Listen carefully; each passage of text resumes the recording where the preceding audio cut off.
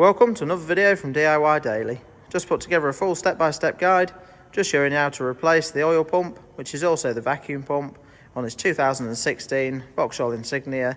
It's a 1.6 diesel, and the engine code is B16DTH.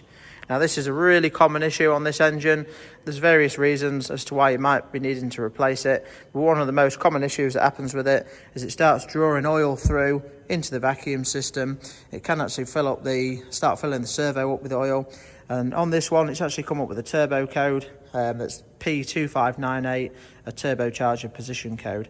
And basically we've tested it with a MITI-vac, and the vacuum at idle is not where it should be. Once you rev it up, it goes up a bit higher, but basically at idle, when you've got the vacuum tester on it, it should go straight down and pull more than at least 25 to 30.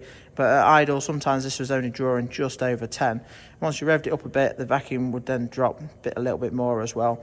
But basically that's what's happened on this one, and that's why we're needing to replace the pump on it. So what we're going to do, I'll just get straight into the video, just run you through everything a step at a time how to replace it. And if we just show you all the parts, we've got all new parts, all genuine from Vauxhall. And if you check the links in the description below, I'll put links to where you can get them all from, all the part numbers, all the torque settings. I'll put links to all the tools that we're using as well.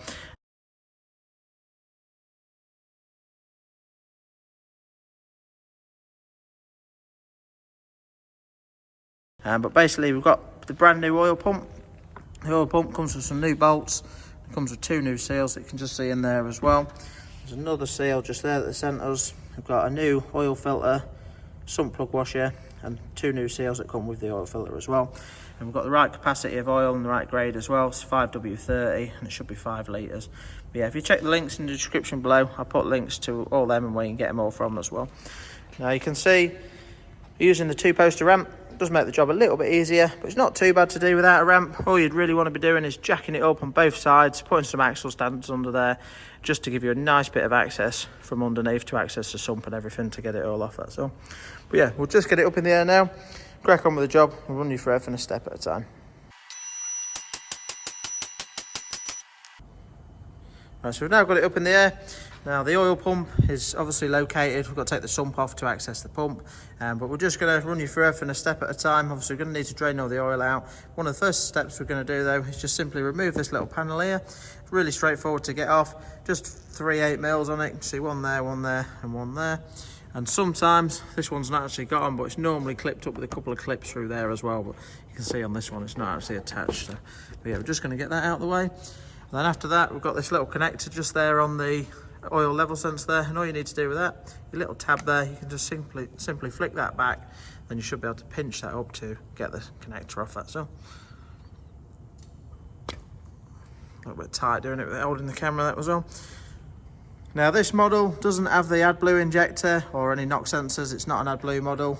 Basically if you're doing this on a slightly later one, it will actually have an AdBlue injector just here, which you're probably going to need to disconnect the actual sensor and the pipe off the AdBlue injector itself. You'll normally have to disconnect the knock sensor, which is a sensor that would be located up here at the ECU section of the knock sensor anyway, and it will also have a temp sensor in the exhaust, which you might need to take off or disconnect as well, just to get the exhaust down. But this model doesn't actually have AdBlue, so it hasn't got any of them sensors in it.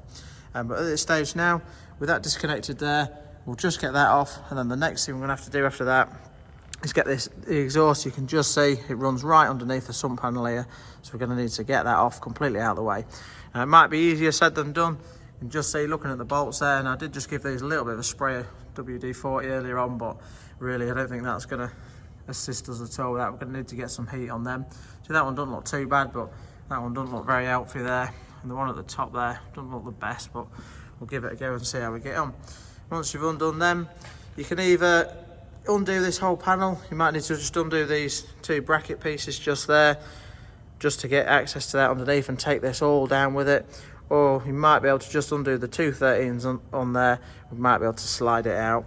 Obviously we're going to have to undo the 2 fittings at the back there as well, just to get that off. So we'll just crack on, get that plastic panel out of the way, and then see if we can get the exhaust down and out of the way after that.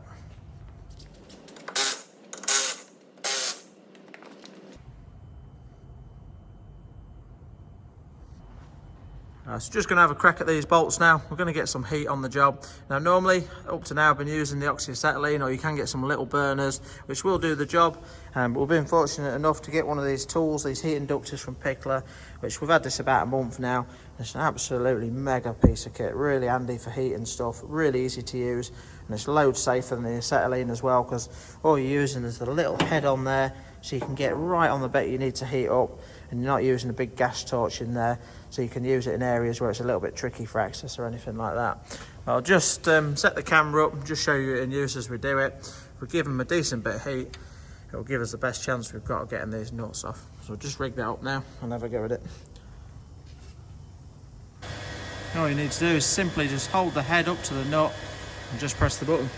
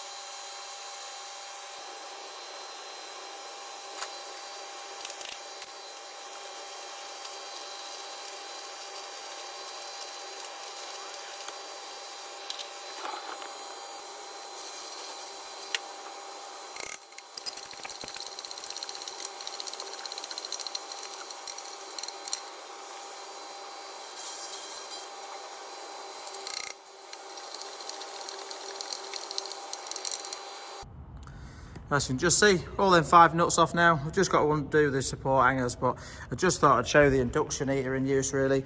Now as a garage, this must be one of the best tools we've ever bought. Absolute mega piece of kit. It's load safer, and really, it has actually done away with the oxyacetylene now. This is just as much use. We can use it for everything, so it's an ideal tool. But obviously without that, just the acetylene or just one of the burners will do the job fine. You can heat the nuts up still to get them off.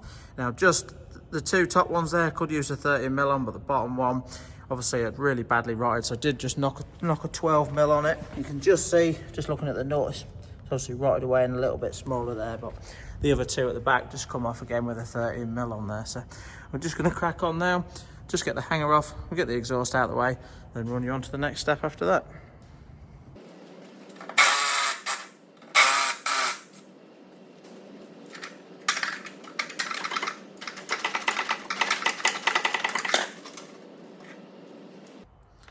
Right, so now that the exhaust's out of the way, you can just see where that ran there. It was right in the way of dropping the sump down. Next thing we're going to need to do is just drop the oil from the sump.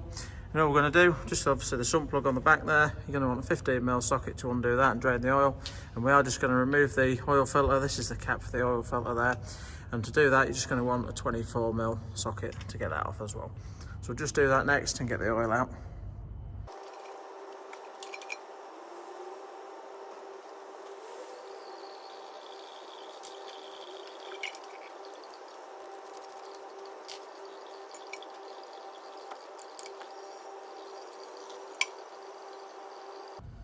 Right, just at this stage now, I've just put a new washer on the sump plug there. I am just going to run that in and just torque it up so that I know it's done and torque properly, so I can forget about that. It's 25 Newton meters. But with the oil filter, I'm not going to swap that yet. Basically, once we've got the sump off, we're giving it a really good clean out. So all I'll do is I'll just put the filter house in, just the cap, just back up, just lightly for now, just to stop it dripping while we get the sump off, that's all. But yeah, 25 Newton meters is the torque setting for the sump plug.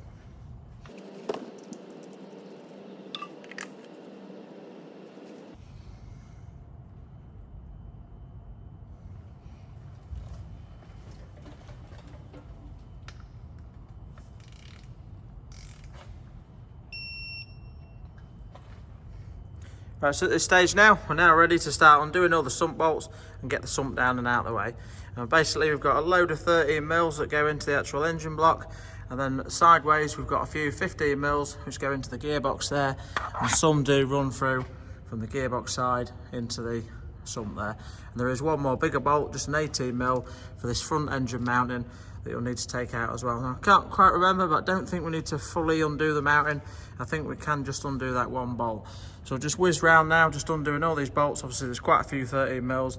They do just run round this side there as well, but part of the reason I took this cover off is just you can see them a bit clearer there as well. So once you've undone them all, it is sealed on, so it won't tend to just drop off. It will be stuck on there, so you don't need to worry about it just falling off as you undo the bolts. But yeah, we'll crack on now, start getting all these bolts out of the way.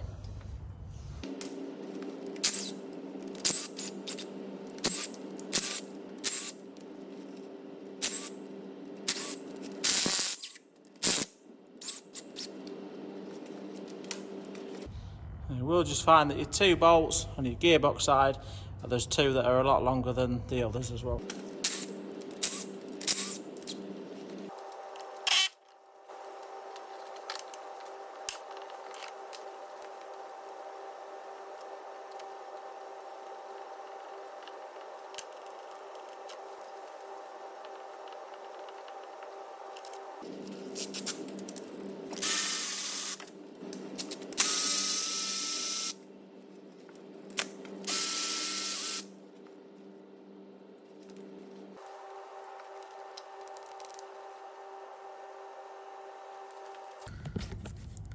Right, so that's all the sump bolts out now. I'll just show you quickly. You should have 12 that are all the same size on the main sump bolts. There is one slightly longer. Them 2 deep ones on the gearbox side, obviously quite long there. That's the one for the front engine mounting. And then you should have 3 that go sideways on between the gearbox and the sump there, which have got the 15mm heads on them.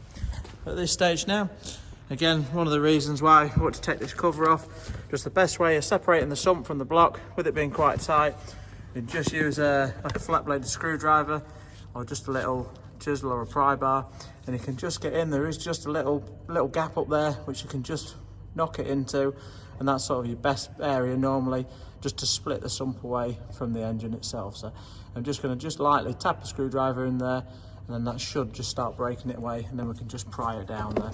So we'll have a quick go at that now, just see how we get on.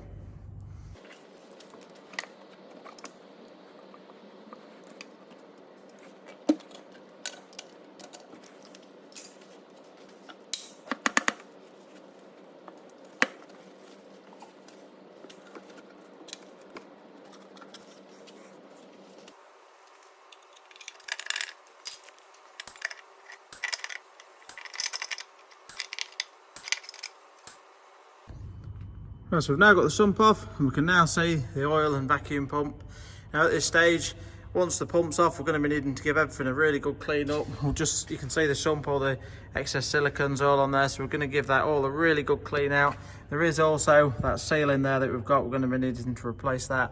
We'll just run you through that when we get to it. Just going to run you through now, just to start with, how to remove the oil pump there.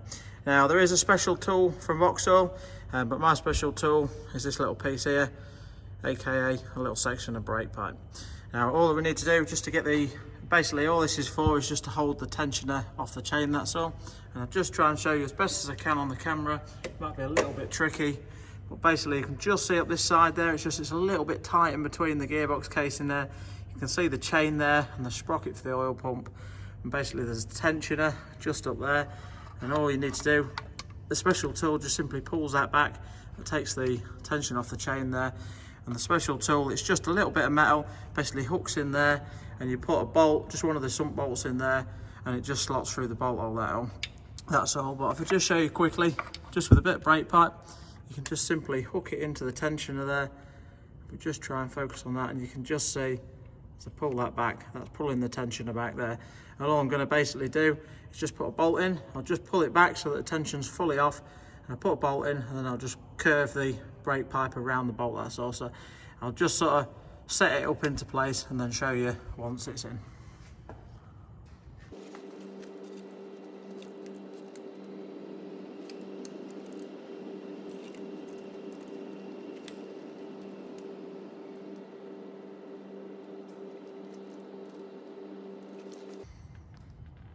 Right, some special tools all set up now. You can just see I've just literally run it around the back of that bolt, just kinked it round, and all that's doing is just sort of springing that tensioner just pulling it back, and now that it's back, you'll see that the chain's nice and slack there. So we're just going to use a little pulley holder tool now. Again, there's a specialist Vauxhall tool that you can use for the job. I've got a bit of a, I think it's a bag group pulley holder. It just simply has two bits that just slot into these so you can hold the pulley while you undo the nut there. And you're going to want a 16mm spanner to undo it. I'll just show you the tool that we've got. It's just this little pulley holder there, but I'll put a link in the description below to the exact one, or a bit of a universal one if you want to use that. But basically, you can just see it's a bit adjustable. It's got two pins there, which will just hold the pulley just while we undo it with the spanner, that's all. So yeah, we'll just crack on now. Just undo the nut. Now the bolt, sorry, won't fully come out. It's a bit too tight in there. If you undo it enough and then just use your tool just to rattle the sprocket off, the sprocket will then hang loose while we get onto undoing the pump, that's all.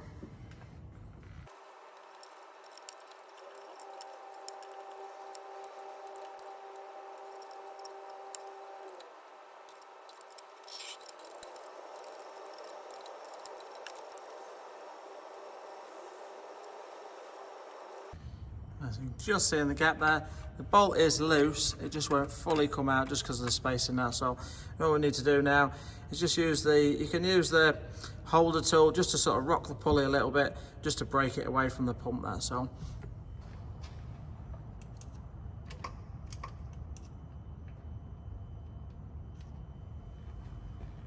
see, that's now loose. Just a little pick, just did the same job. So now that sprocket's loose, all we've got to do is just the 4 13mm, one there, one there, one there, and another one there. So we're just going to undo all them now, and we should be able to drop the oil pump down and get it off.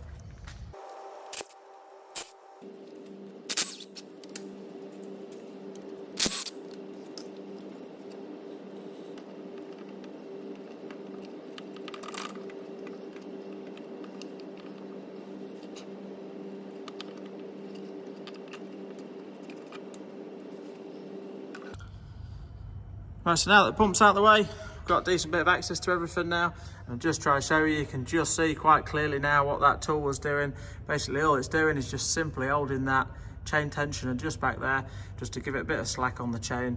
And you will just notice as well, I just want to tell you now, just quickly before we put it back together, but there is a little slot on the sprocket there as well, which you need to make sure that that lines up correctly on the oil pump. I'll just show you quickly on the new pump.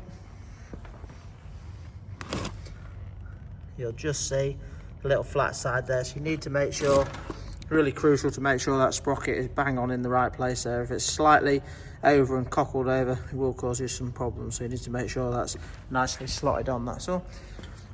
The only other things just to make aware of, just when I did drop the pump down, one of the seals actually stayed attached up and one of them come down with the pump. So just make sure it was just these two seals there. You can see that one stayed in, whereas that one had actually come out and stuck to the actual engine block, that's all. So just make sure you've got that off.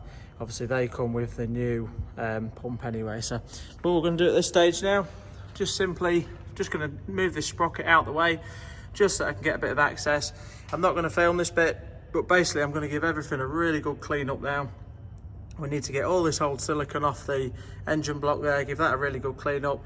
We're just going to wash some of this oil off with some brake cleaner. It's nice to work with a really clean surface, so we'll get all that cleaned up ready. Obviously the sump pan as well, we'll give all that a really good clean up now. We'll wash everything out the bottom of the sump really well, and we'll clean all this off really nicely. So we've got a nice fresh clean surface ready for when we're putting everything back together. Obviously once we've cleaned it up, we'll just be replacing that seal there as well. So I'll just crack on with this step now, and then just get back to the video as soon as we've got everything cleaned up ready. Right, so just spent a good 20 minutes cleaning everything up. It's quite long-winded, so I didn't film that, but basically just use this little wire wheel on an air tool. That seems to do the job quite nicely. Now I have had this piece out there, cleaned the actual pan out really well with some brake cleaner. Just took this seal out, the old one out there, and fitted the new seal into place. Now just to make note, the seal does only fit one way. You'll just notice this section of it there is a little bit wider, so it will only go one way up, that's all. But you can just see the surfaces are really nice and clean now. We've had the oil filter casing back out, cleaned the cap up, swapped the seal over, put the filter into place, and there's another little seal that goes just in the end there as well. So that's all ready now. And we'll just go back over to the vehicle and just show you the bottom of the engine block as well. basically the same thing with the engine block. Just use the wire wheel there. You can see it's really nice and clean. Give everything a bit of a swill off with some brake cleaner as well. Now when I was cleaning it up, I did just slowly release the tensioner holder tool there. Just took the sprocket out. Just one thing to take note of with the sprocket, it's always good practice to do this, but sometimes they can be directional. I just made note, just to put it back exactly how it come. The writing on this one is actually on the outside of the sprocket there, so you can see it's nice and clean up the back there as well. But yeah, I've just set it roughly back into place, and obviously, as I said earlier on, just need to make sure that we line that little slat up there. So I've just had a quick look at the pump and just sort of line that up roughly so it's going to sit in the same place as well. But at this stage now, it's going to be a little bit fiddly to film this. It's a little bit tight and awkward up there. The pump goes up and sits on dowels, so I'm going to put the bolt, just sit the bolt through roughly ready. I'll put the pump up and then try and line that sprocket up, get it into place and show you it once it's there. Now the torque settings for the 430mm that hold the oil pump up is 25 Newton meters as far as I can see on auto data. So we'll get that into place now and then move you on to the next step.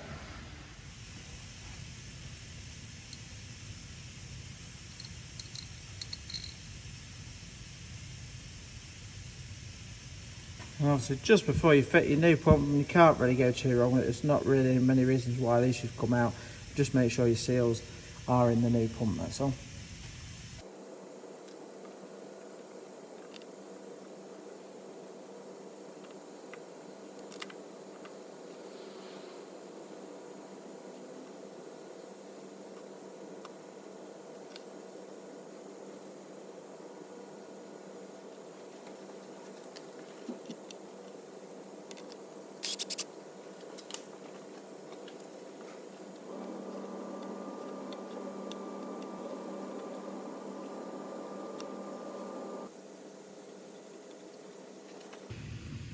I've just got the sprocket located into place, and I'll just quickly show you just before sort of winding it all the way in.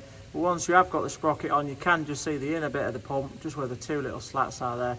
So you know once it's on, you have got it in the right place, because it does actually just slot over the centre shaft of the oil pump there. So what I'm going to do now at this stage is just wind that in, just gently by hand, just nip it up before we torque it up.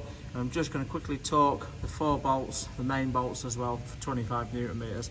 So just run that in by hand, and then basically just to torque this up, we're just going to have to hold it with a sprocket tool while we torque it up, that's all. So just crack on and do that now.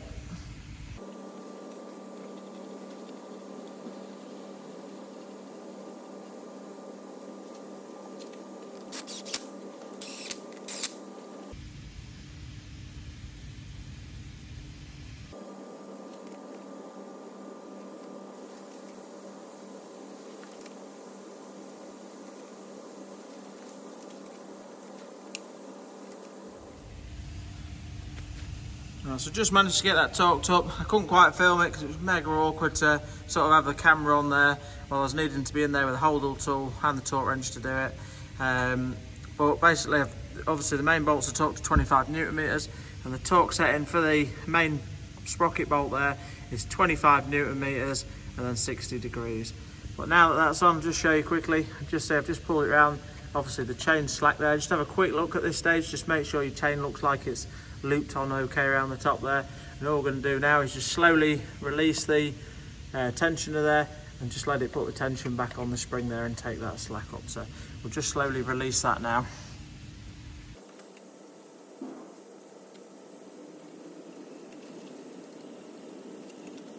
Alright, so that's the tensioner back in place now. Spring's nice and taut again. Just try to show you up there, but you can just see where that's putting the tension back on the chain. So everything's good to start building it back up now. All we're gonna do at this stage, obviously we've cleaned everything up ready, so it's nice at this stage. All we're gonna do is just get the silicone out. I'm just gonna, obviously the sump's all clean as well, we're just gonna run it around the edge, around all the bolt holes. With silicone, you really, obviously we put the seal in there ready as well. Now once you've put it on, you do want to just give it just about 10 minutes, just so it gets a little bit of a skin on the silicone before you put it up into place, that's all. But at this stage, get everything ready to hand, all your bolts out ready so you know where they are. I'll run them up. Once we've got the silicone, I'll just basically run all the bolts in really lightly, and we'll run you through the torque setting for it as well once it's on there. So yeah, we'll crack on now and get the silicone on.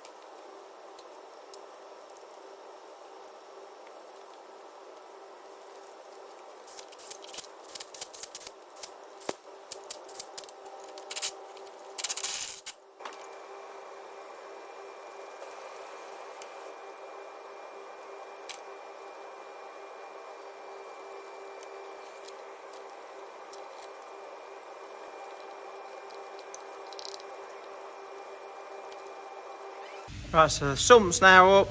As you can see, to start with, I just gently ran them all in. At the minute, I've only ran the bolts in that are sending it up towards the engine block. Now, the torque setting for all the bolts going to the engine is 25 Newton meters, and the gearbox one is 58. So I'm just going to run around them all now and just torque up all the bolts, just pulling it upwards, and then I'm going to run the gearbox bolts in, the sideways ones, and just torque them up after.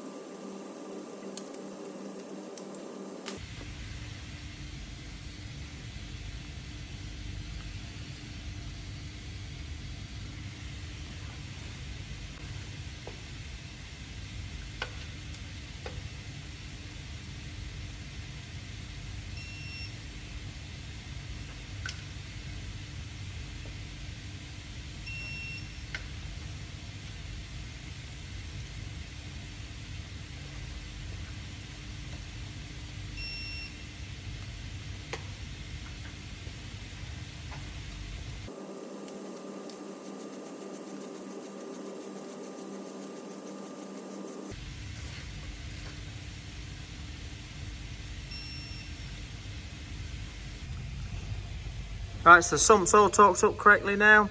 Now all I'm going to do at this stage is just put the oil filter housing back on. Now the torque setting for the oil filter housing is 25 Newton meters.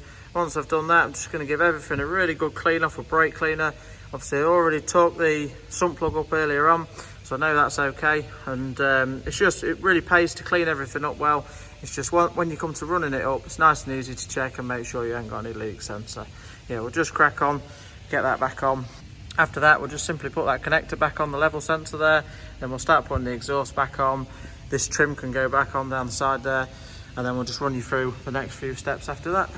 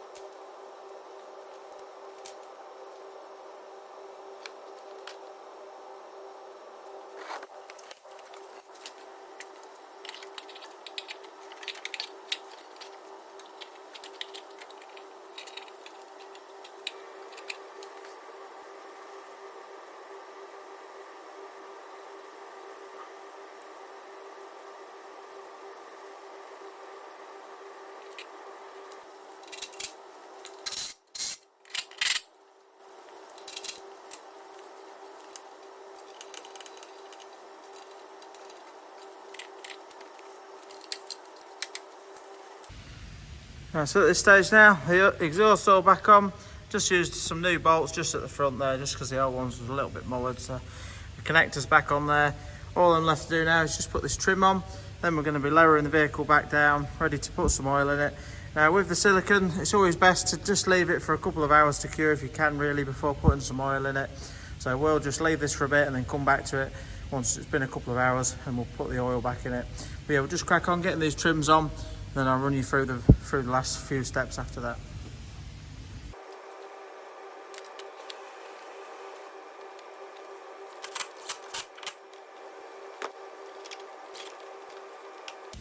Right, so that trim's back on. Just use the cable tie just at the edge there. Obviously the fixing was missing before, but it's better with that on there than no fixing at all. So but yeah, all we're going to do now is drop it back down. So I'll just skip the video just for a couple of hours. We'll just give it a chance just to let that silicone cure. Then we'll get the oil in it and just run it up.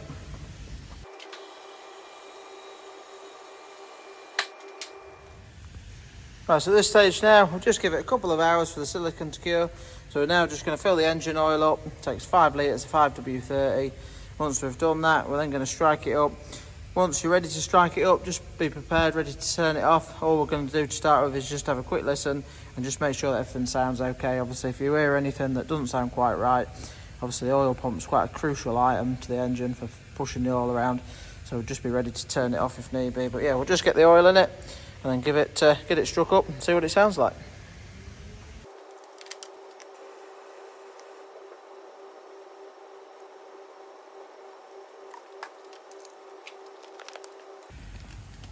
Right, so now we've got the oil in. Now I know that the exact capacity for this engine is 5 litres, so I'm not too worried about checking the oil level at the minute. All I'm going to do is strike it up now, just make sure it sounds okay. If so, I'll probably leave it running. I'll have it up in the air, just have a quick look underneath, just make sure everything looks okay, make sure I can't see any leaks or anything like that. And I'll probably leave it running for about 10-15 minutes, turn it off, let the engine settle, and then we'll check the oil level after that. But yeah, let's just go strike it up now, just make sure it sounds okay.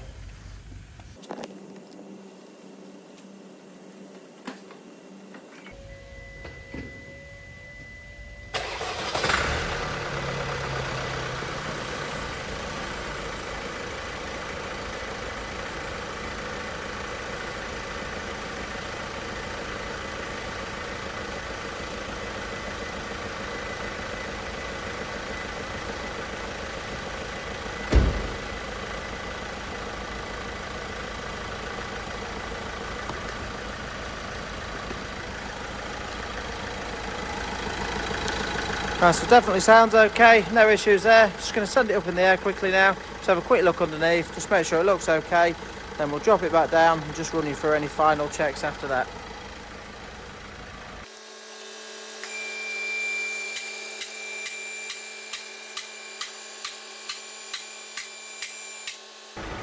Right, so now I've got it up in the air, all we're really looking for at this stage is just have a quick check around, just make sure there's no obvious oil leaks from anywhere. Check your exhaust joints, just make sure they're all sealed up and not blowing. And just have a good look round, just make sure everything looks okay. And at that, if everything seems okay, we'll leave it running for another 10 minutes, drop it back down, just turn it off and let it settle for 5 minutes so that we can check the oil level accurately.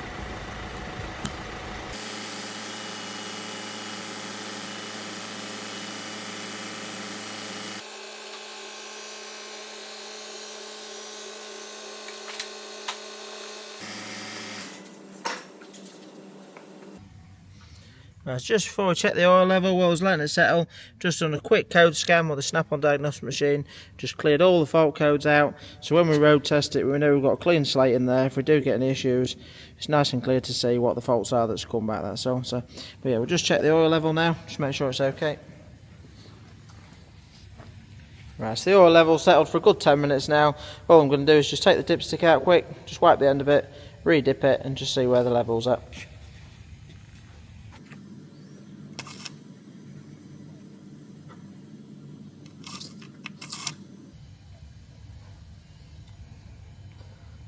So you can just see, just there, it's absolutely bang on, just where I like it. So no, the level's good. Right, so all we're left to do now is just give it a decent road test. We'll probably do about 10 miles in it. Obviously we've cleared all the fault codes out, so if we do get any issues, it's nice and easy, nice and clear to see if we've got any faults that have crept up. And once we get back, we'll probably just have a quick check underneath, just make sure there's no obvious oil leaks or anything like that. But yeah, that's the full guide for replacing the oil pump. Hope it helps someone in the same situation if you was wanting to have a go at yours. And if you liked it, just give it a quick thumbs up and subscribe to the channel. But yeah, thanks for watching and we'll see you next time.